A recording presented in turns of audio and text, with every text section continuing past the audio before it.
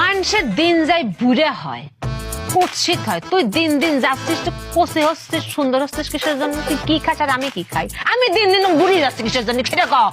জান, তুমি যা খাও আমি তো তাই খাই। তুই সেও কত সুন্দর করে কথা কয়। ওয়াল্লাহ আমি কোনে যাবো?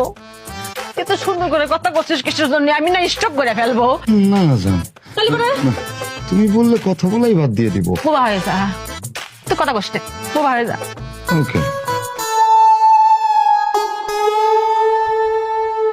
তুই সেও বোবা হলে সুন্দর লাগে। এই লোকটা নিয়ে আমি কই যাবো? আল্লাহ, আমার এত শক্ত কপালে সচ্ছে না, আমার ভাল লাগতেছে না।